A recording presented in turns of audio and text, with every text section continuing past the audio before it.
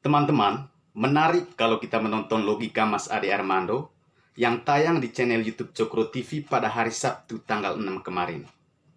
Beliau menyoroti pemberitaan sebagian media terkait putusan Pengadilan Tata Usaha Negara Jakarta dalam sengketa pemblokiran internet di Papua dan Papua Barat pada tahun 2019 kemarin.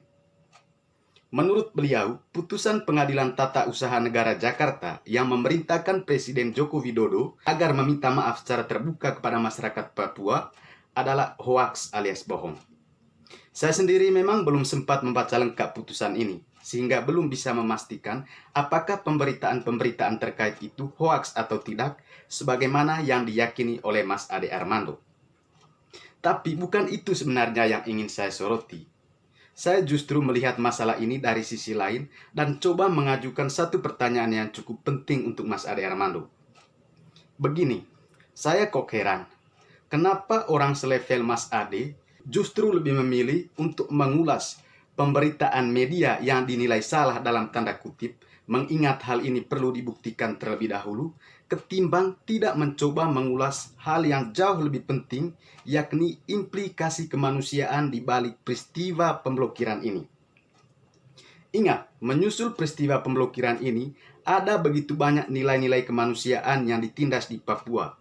Mulai dari masyarakat yang kesulitan mengakses informasi, kemudian wartawan yang dibungkam dalam melaksanakan tugas profetisnya untuk mencari dan menyebarluaskan informasi yang dibutuhkan oleh publik, konflik dan kerentanan, keresahan dan lain-lain sebagainya terjadi di tengah-tengah masyarakat, serta masalah-masalah kemanusiaan lainnya.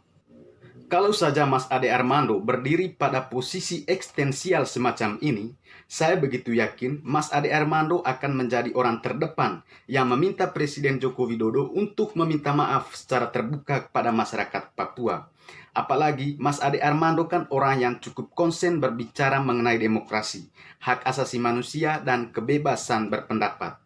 Akan sangat menarik dan jauh lebih bermanfaat ketika misalnya masalah Papua akibat peristiwa pemblokiran ini, Mas Ade bicarakan dalam konteks ini. Dalam konteks kebebasan berpendapat, hak asasi manusia, dan demokratisasi. Yang berikut, kalaupun misalnya persyaratan untuk minta maaf itu tidak dicantumkan dalam putusan, tapi untuk menunjukkan tanggung jawab etisnya, saya rasa Mas Ade Armando perlu tetap meminta Presiden Jokowi dan Kominfo untuk meminta maaf secara terbuka kepada masyarakat Papua. Apalagi proses penegakan hukum itu tidak semata-mata untuk menemukan mana yang benar dan mana yang salah. Jauh lebih penting dari itu, proses penegakan hukum adalah upaya pembelaan terhadap nilai-nilai etis dan nilai-nilai moral yang kemungkinan besar dikangkangi oleh kebijakan-kebijakan yang dikeluarkan oleh pemerintah. Sementara itu, terkait pernyataan Mas Ade dalam videonya yang menuding media-media tadi kemungkinan disetir oleh pihak-pihak tertentu, saya kurang sependapat. Saya justru lebih melihat ini sebagai kecenderungan media untuk mengkritisi kebijakan pemerintah yang rentan menindas nilai-nilai kemanusiaan.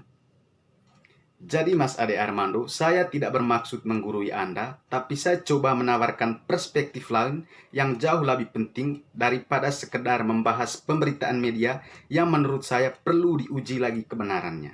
Terima kasih.